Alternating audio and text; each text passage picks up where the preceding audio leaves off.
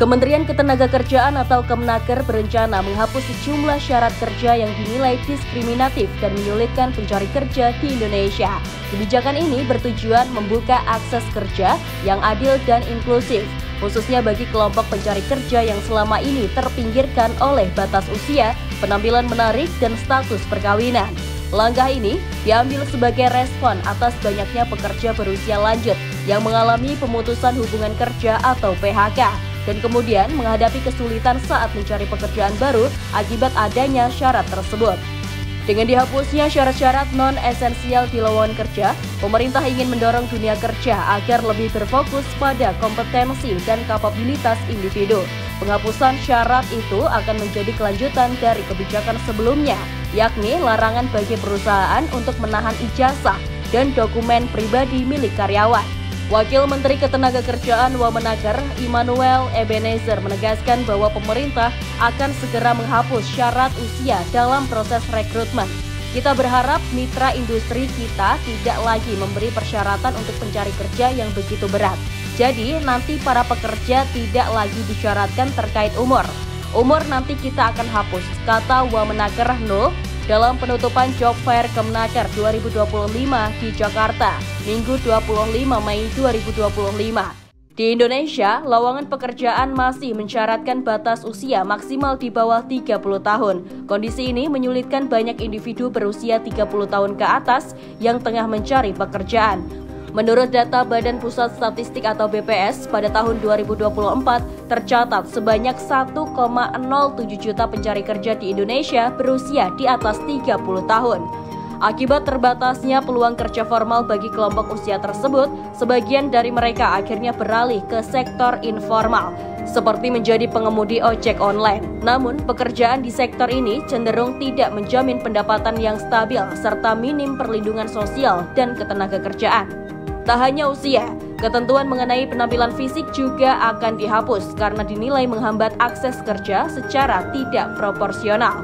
Menurut Nul, syarat seperti good looking atau pertanyaan seputar status pernikahan tidak relevan dengan kemampuan kerja seseorang.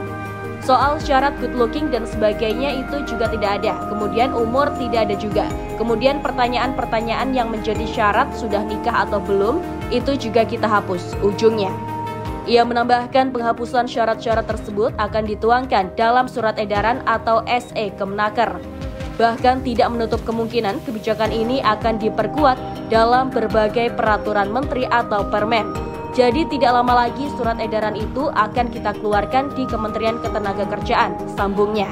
Sebelumnya, Kemenaker juga telah menerbitkan surat edaran yang melarang praktik penahanan ijazah dan atau dokumen pribadi milik pekerja oleh pihak pemberi kerja.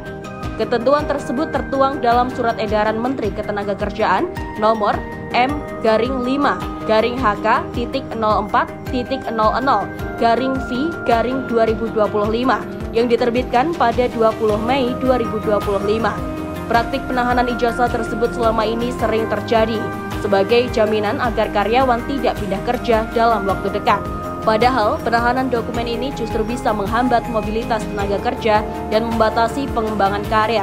Dalam banyak kasus, pekerja kesulitan mengambil kembali ijazahnya sehingga tidak bisa memanfaatkan untuk mencari pekerjaan yang lebih baik.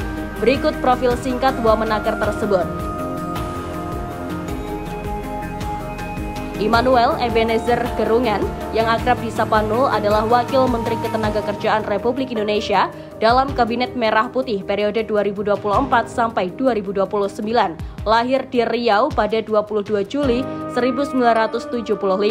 Ia meraih gelar sarjana sosial dari Universitas Satya Negara Indonesia. Nul dikenal luas sebagai Ketua Umum Relawan Jokowi Mania atau Joman yang aktif mendukung pasangan Joko Widodo Ma'ruf Amin pada Pilpres 2019. Pada 2021, ia diangkat sebagai Komisaris Utama PT Mega Eltra, anak perusahaan dari PT Pupuk Indonesia, namun dicopot pada tahun 2022. Menjelang Pilpres 2024, Nul sempat mendukung Ganjar Pranowo sebelum akhirnya mengalihkan dukungan ke pasangan Prabowo Subianto, Gibran Raka Buming Raka dan bergabung dengan Partai Gerindra.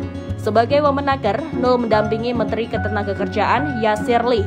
Ia fokus pada penguatan perlindungan tenaga kerja, pemberantasan praktik percaloan, dan peningkatan kompetensi pekerja melalui pembentukan Desk Ketenagakerjaan. Nul juga menekankan pentingnya semangat patriotik di kalangan pengusaha dan pekerja untuk menciptakan hubungan industrial yang harmonis dan berkelanjutan. Kondisi seperti penahanan ijazah, syarat batas umur, penampilan harus good looking, atau status perkawinan bukan hanya membatasi hak pekerja, tapi juga bisa mempengaruhi moral, produktivitas, dan kinerja mereka di tempat kerja. Di banyak negara maju, proses rekrutmen memang lebih berorientasi pada kompetensi.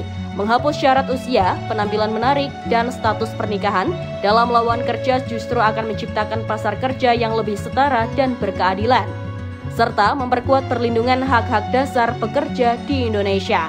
Seluruh kebijakan ini merupakan upaya Kemenaker dalam memberikan perlindungan bagi pekerja atau buruh guna memperoleh pekerjaan dan kehidupan yang layak sesuai prinsip kemanusiaan.